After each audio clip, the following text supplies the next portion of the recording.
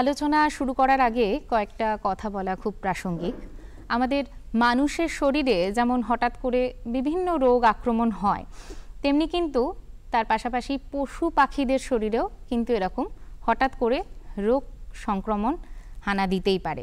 আর এইটা কিন্তু উন্নত প্রথায় গবাদি পশু পালনের ক্ষেত্রে একটা প্রধান বাধা হয়ে দাঁড়ায়। তো প্রাণীপালক বন্ধুদের অবশ্যই জানতে হবে এই হঠাৎ করে আসা রোগগুলো কি কি এবং তার প্রতিকার কি কি। আশা করি আপনারা বুঝতেই পারছেন আমাদের আজকের আলোচনার বিষয় কি হতে চলেছে। আমাদের আজকের আলোচনার বিষয়বস্তু হলো গবাদি পশুর আকস্মিক রোগ এবং তার প্রতিকার। এবং এই বিষয়ে কথা বলার জন্য আমরা স্টুডিওতে পেয়ে গেছি দুজন মাননীয় অতিথিকে। আমরা একে একে তাদের সাথে আলাপ করে নেব। আমার একদম ডান দিকে রয়েছেন ডক্টর সুকান্ত বিশ্বাস, সহযোগী অধ্যাপক, পশ্চিমবঙ্গ প্রাণী ও মৎস্য বিজ্ঞান বিশ্ববিদ্যালয়ের, এবং তার পাশে রয়েছেন ডক্টর পার্থ সারথী জানা মহাশয়, উনিও সহকারী অধ্যাপক, পশ্চিমবঙ্গ প্রাণী ও মৎস্য বিজ্ঞান বিশ্ববিদ্যালয়। তো প্রথমেই যে দিয়ে আলোচনাটা আমি শুরু করেছিলাম যে উন্নত প্রথায় গবাদি পশু পালনের ক্ষেত্রে রোগ সংক্রমণটা কিন্তু একটা প্রধান অন্তরায়। তো আমি সেই প্রসঙ্গ ধরেই ডক্টর সুকান্ত বিশ্বাসের কাছে প্রথম জিজ্ঞাসা করব যে গ্রাম বাংলায় গবাদি পশুর কি ধরনের রোগ ব্যাধি হয় সেটা যদি একটু বিস্তারিত বলেন আমাদের। আমাদের গ্রাম বাংলায় উন্নত ও লাভজনক প্রাণী পালনে রোগ ব্যাধির সমস্যা একটি প্রধান অন্তরায়, এবং বর্তমান সময়ের পরিপ্রেক্ষিতে এই সমস্যা আরও দিন দিন উত্তরোত্তর বৃদ্ধি পাচ্ছে।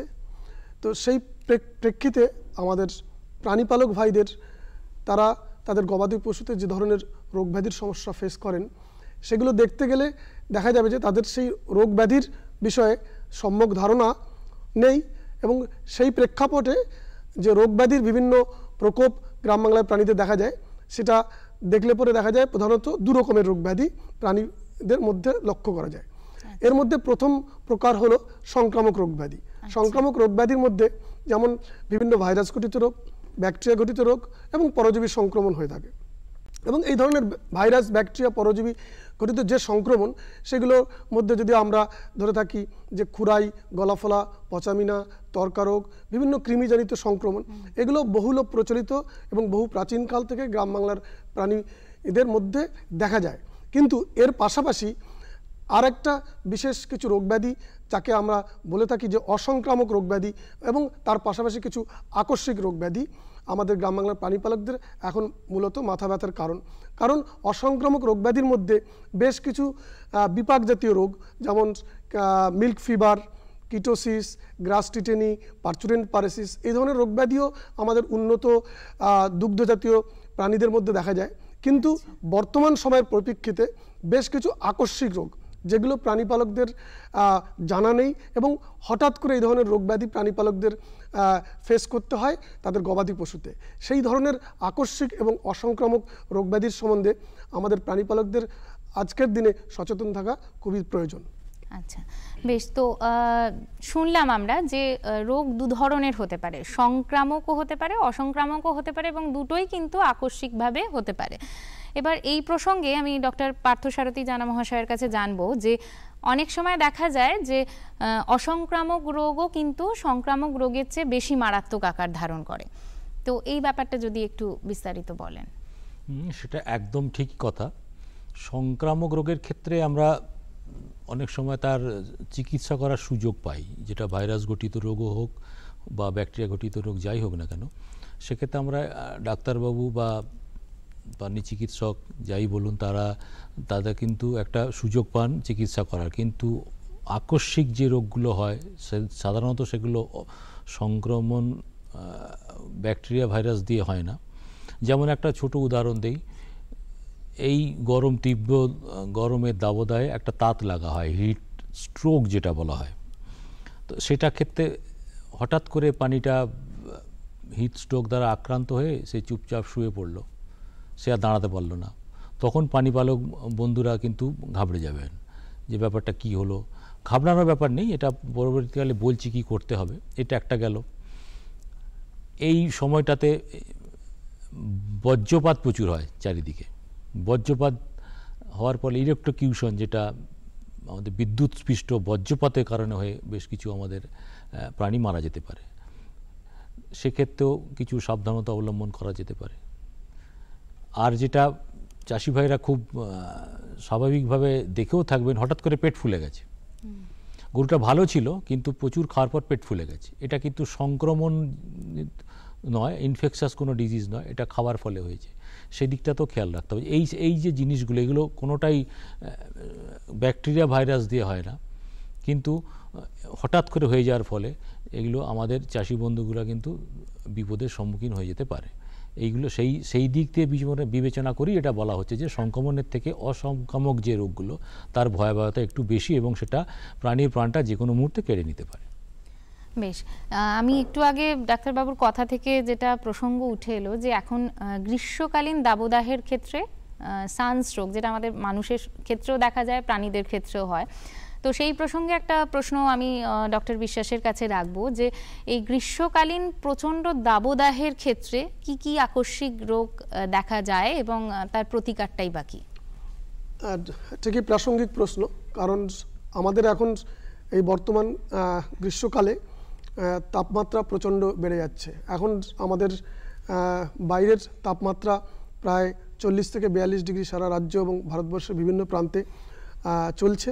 তো এরকম পরিস্থিতিতে আমরা সাধারণত দেখে থাকি আমাদের গবাদি পশু, বিশেষ করে উন্নত এবং সংকর জাতের যে গাভী আছেন এবং গবাদি পশু আছেন, তাদের স্বাভাবিক তাপমাত্রা যেটা তাদের দেহের ভারসাম্য রক্ষা করে 24 থেকে 26 ডিগ্রি সেন্টিগ্রেড।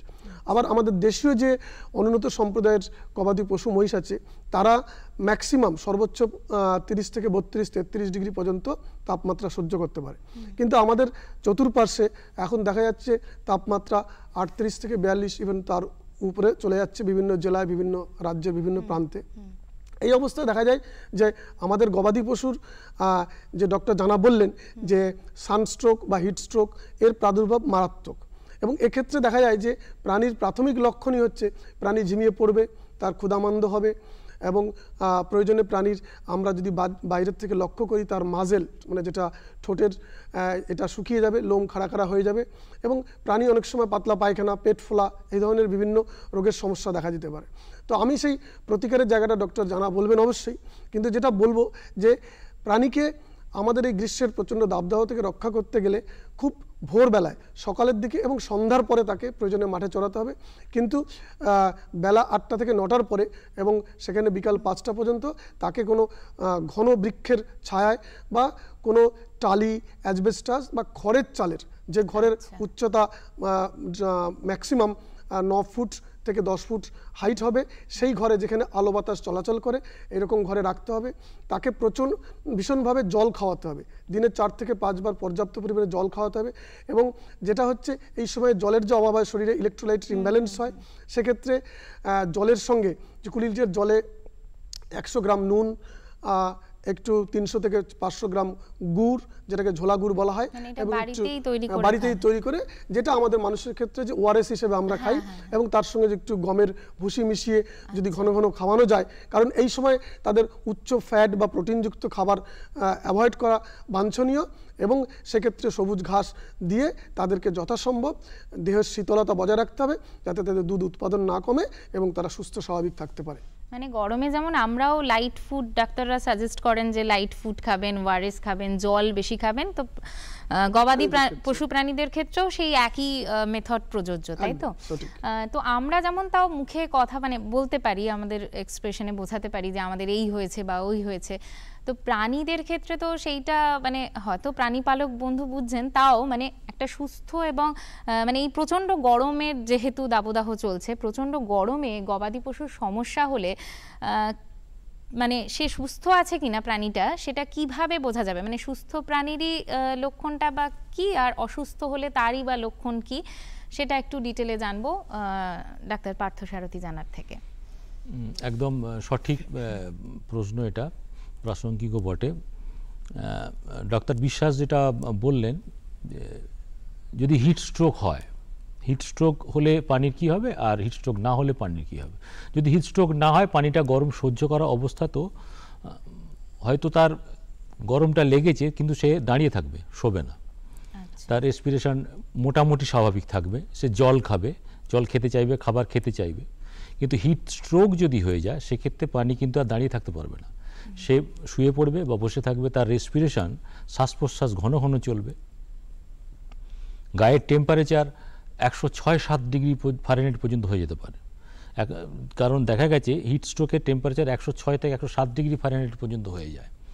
সেক্ষেত্রে প্রাণী আর কোনো খাবারই খাবে না, জলও খাবে না, এবং তার গায়ে হাত দিলে পরিষ্কার বোঝা যাবে যে গরম, মনে হবে যেন তার গায়ে কেউ আগুন লাগিয়ে দিয়েছে। এই অবস্থায় সে প্রাণীটা পড়ে থাকবে।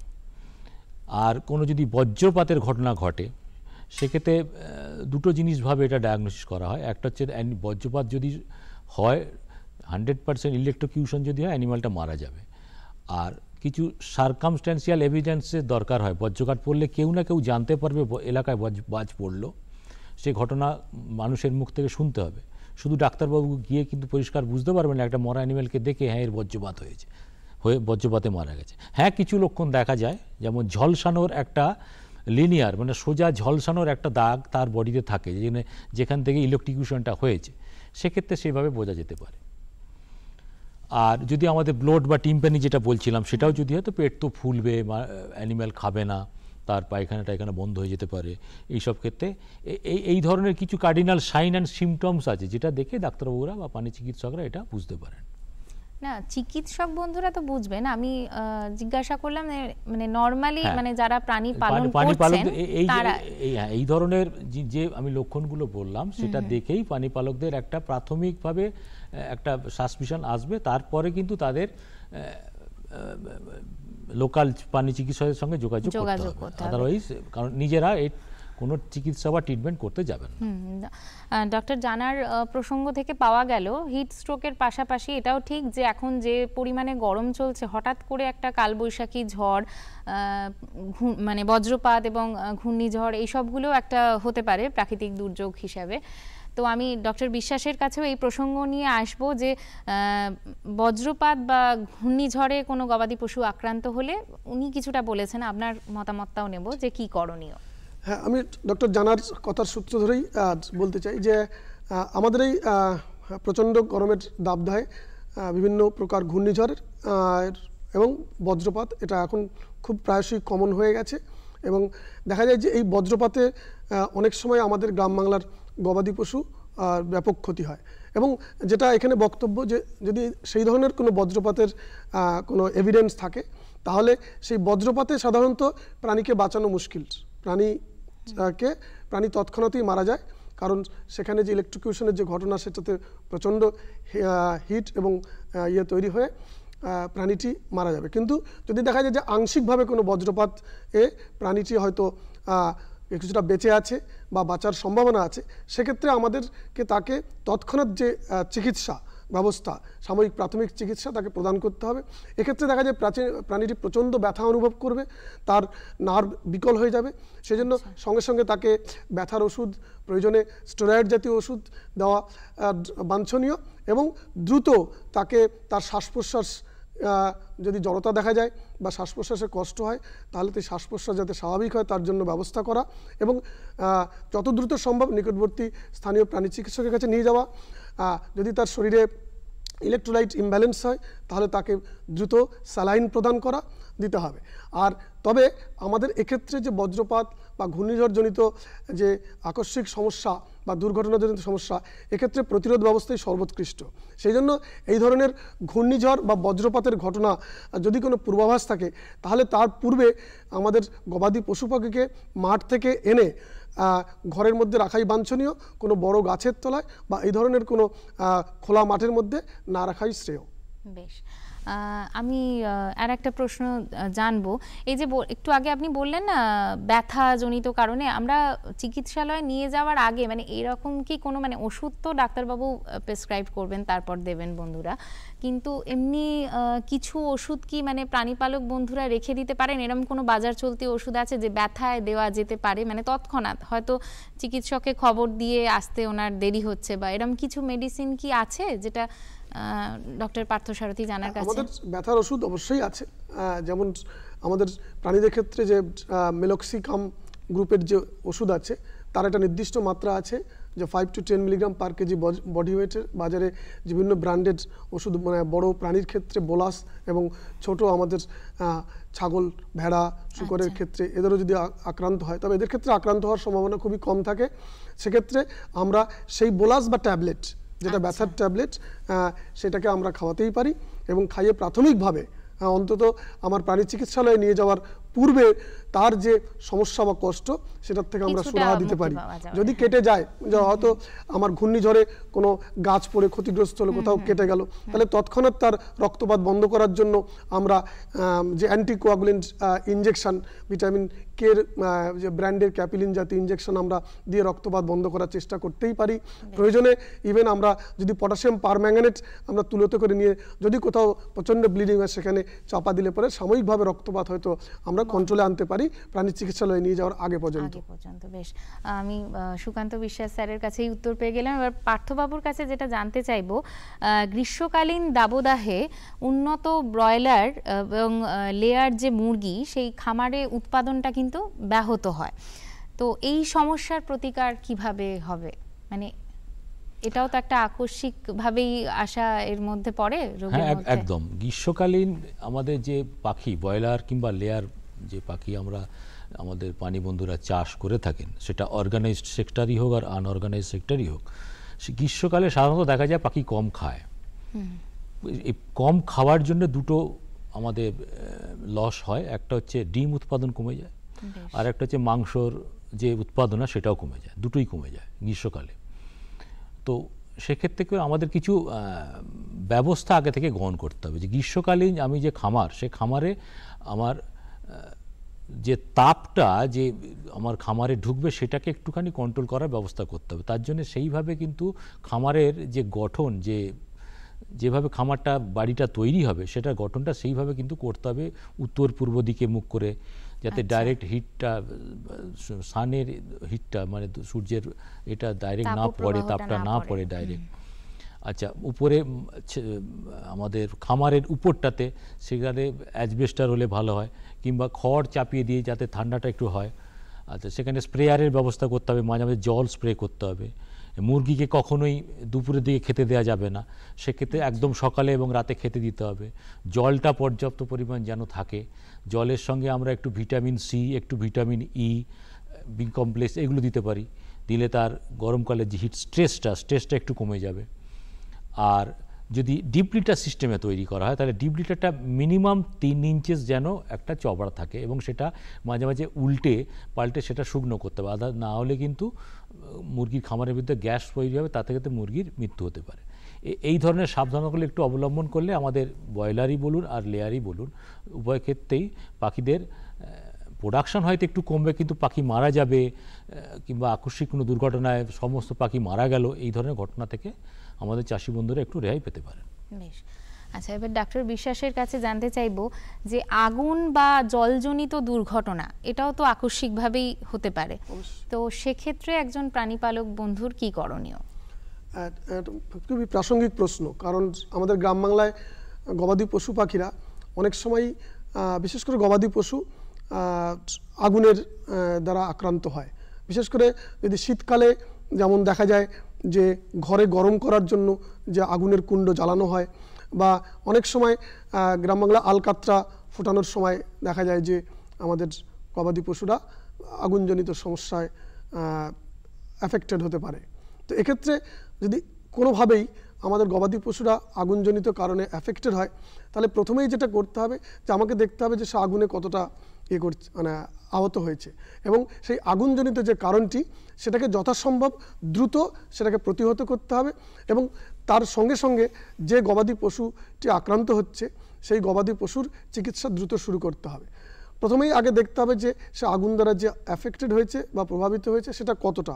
যদি একটা ইনিশিয়াল স্টেজে প্রাথমিক পর্যায়ে থাকে, তাহলে দেখা যাবে যে চামড়াটা পুড়ে গেছে, একটু লাল লাল হয়েছে, তাহলে সেক্ষেত্রে দ্রুত আমরা যে সেই জায়গাটাকে ভালো করে লোমটাকে পরিষ্কার করে আগে একটু ঠান্ডা জল, বরফ জলের সেক দিতে পারি, দিয়ে প্রয়োজনে 2% ভিনিগার দিয়ে আমরা সেই জায়গাটাকে একটা প্রলেপ করে দিতে পারি। এবং তারপরে যেটা করতে হবে, তৎক্ষণাৎ কোনো পভিডন আয়োডিন জাতের কোনো গোত্রের কোনো মলম আমাকে দিতে হবে। এবং যদি 2-1 দিনের মধ্যে সেখানে কোনো ইনফেকশনের সম্ভাবনা থাকে বা সংক্রমণের সম্ভাবনা থাকে, তাহলে অ্যান্টিবায়োটিক একটা নির্দিষ্ট মাত্রায় ইনজেকশন দিতে হবে। সেটা অবশ্যই চিকিৎসক বন্ধু। এবং যদি সেই পোড়ার জায়গাটা যদি আরেকটু বেশি পর্যায়ে চলে যায়, দেখা যাচ্ছে যে সেখানে ফোসকা পড়েছে, জল জমে যাচ্ছে, সেক্ষেত্রে আমার দ্রুত প্রাণীটাকে প্রাণী চিকিৎসা কেন্দ্রে নিয়ে গিয়ে চিকিৎসা করানোই বেটার। আমি আর একটা প্রশ্ন নিয়ে যাব পার্থবাবুর কাছে, সংক্ষিপ্ত ভাবে জানতে চাইবো যে গবাদি পশু অনেক সময় মাঠে চড়ে বেড়ানোর ক্ষেত্রে সাপ বা বিষাক্ত পোকামাকড়ের কামড় খেয়ে থাকে, সেক্ষেত্রে কি করণীয় একটু সংক্ষেপে যদি বলেন আমাদের। হ্যাঁ, সাপের কামড়ে এবং বিষাক্ত পোকামাকড়, বিশেষ করে বিষাক্ত মাকড়সার কিছু কামড়ে আমাদের প্রাণীদের কিন্তু মৃত্যু ঘটতে পারে। তো সাপের ক্ষেত্রে সাপ কামড় যদি, বিষাক্ত সাপ যদি কামড় দেয়, সেটা আমাদের প্রাণী হোক আর মানুষই হোক, বিষাক্ত সাপ কামড় দিলে মানুষের ক্ষেত্রে যেমন ফ্যাং মার্ক যেটা বলা হয়, কামড়ের জায়গা, সেটা যেমন বোঝা যায় পরিষ্কার, মানুষের ক্ষেত্রে আমাদের পশুপালনের ক্ষেত্রে পাখিদের ক্ষেত্রে কিন্তু বোঝা মুশকিল। বিশেষ করে যদি গরুকে একটা সাপে কামড়ায়, বিষাক্ত সাপ কোন জায়গায় কামড়েছে, লোমের ভিতর দুটো সূক্ষ্ম দাঁত, যেটাকে ফ্যাং মার্ক বলা হয়, সেটা পাওয়া কিন্তু খুব মুশকিল। জানতে পারা, দেখা, চোখে দেখে বোঝা কিন্তু খুব মুশকিল। কিন্তু অনেক সময় দেখা যায় সাপে কামড়ার পরে কেউ না কেউ দেখে ফেলেছে সাপটা কামড়ে যাচ্ছে, অনেক সময় সেটা ঘটনা ঘটে। যদি সেই ধরনের ঘটনা ঘটে, তাহলে কিন্তু কোনোভাবে ওঝার কাছে যাওয়া যাবে না। আজকের দিনে বিজ্ঞান সে কথা বলে না, আগেও বলতো না। ওঝার কাছে যাওয়া যাবে না, সরাসরি প্রাণী চিকিৎসকের সঙ্গে যোগাযোগ করতে হবে। তিনি সাপোর্টিভ কিছু কেয়ার দেবেন।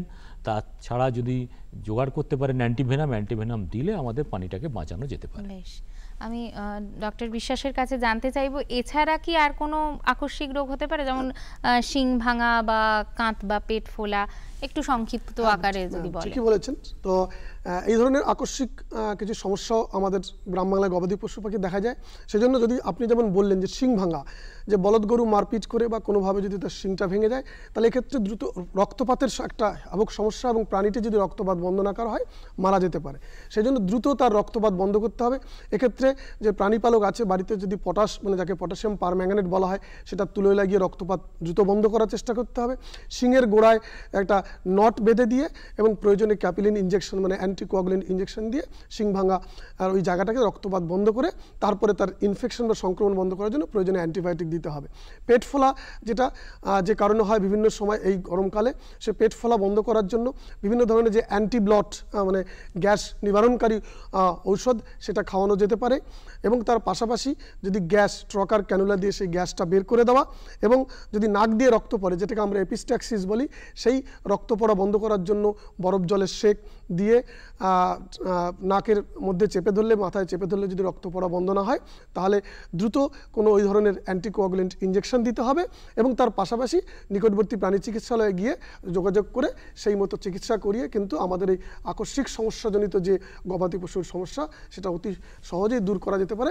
কিন্তু নিকটবর্তী প্রাণী চিকিৎসকের কাছে যাওয়াই এক্ষেত্রে শ্রেয়। আমাদের অনুষ্ঠান একদম শেষে একটাই শেষ প্রশ্ন দিয়ে আমি শেষ করব, ডক্টর জানার কাছে যাব যে এই আজকের যে বিষয় ছিল যে বিভিন্ন প্রকার আকস্মিক রোগজনিত সমস্যা, এর প্রাথমিক চিকিৎসা ও সতর্কতা অবলম্বন হিসাবে প্রাণী পালক বন্ধুদের যদি শেষের দিকে, একদম শেষে যদি 2-1টা টিপস আপনি দেন। হ্যাঁ, এখন যেটা চলছে গ্রীষ্মকালীন দাবদাহ, তা এই দাবদাহের ক্ষেত্রে সানস্ট্রোক বা হিট স্ট্রোক আমাদের কিন্তু প্রাণীদের খুবই সাধারণ এবং খুব কমন একটা ব্যাপার হয়ে গেছে। সেক্ষেত্রে প্রাণী পালকরা কী করবেন, যদি এই ধরনের ঘটনা ঘটে, তাহলে আমি আগেই যেটা বলেছি, যদি এই সিমটমগুলো দেখতে পান, প্রাণী পালকদের একটাই আমার বলার যে অন্তত 30 থেকে 40 মিনিট ধরে আমার প্রাণীটাকে, যদি গরু হয় তাকে ঠান্ডা জলে স্নান করাতে হবে। 30 থেকে 40 মিনিট স্নান করানোর পরে তার টেম্পারেচার 106-107 থেকে 103-এ যদি নামিয়ে আনতে পারেন, তাহলে কিন্তু প্রাণীটি বাঁচবে। এই ঘটনা, আর বজ্রপাতের ঘটনা যদি ঘটে, বজ্রপাত তো ঘটবেই, কিন্তু গাছের নিচে না রাখা, ফাঁকা মাঠে গরুকে না ছেড়ে দিয়ে আসা, তাকে তার নিজস্ব শেল্টারে নিয়ে এসে বাঁধা, এইগুলো করলে আমার মনে হয় কিছুটা ক্ষেত্রে বজ্রপাত থেকে আমাদের আটকানো যাবে। এই ধরনের যেগুলো আগেও আকস্মিক আপনি রোগ বললেন। বলেছি।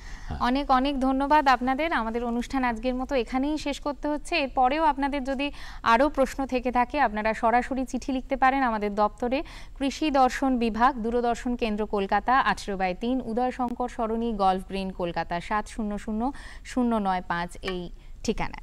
ভালো থাকবেন সবাই, দেখতে থাকুন দূরদর্শন কেন্দ্র কলকাতা। নমস্কার।